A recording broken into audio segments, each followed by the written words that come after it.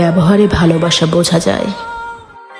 ভালোবাসা বোঝা যায় ভাষার চয়নে, রাগের মাথাতে পারস্পরিক সম্মান বজায় রাখায়।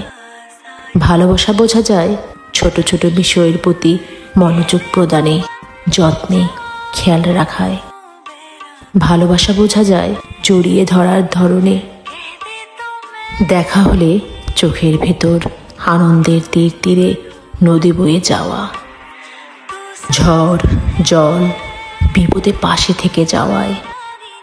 সকালবেলা ঘুম থেকে উঠে আধ খোলা চোখে ফোন হাতে ঘুম জড়ানো গলায় গুড মর্নিংয়ে। সম্পর্কের বয়স বাড়ার সাথে সাথে একে অপরের অভ্যাসে পরিণত হওয়ায়।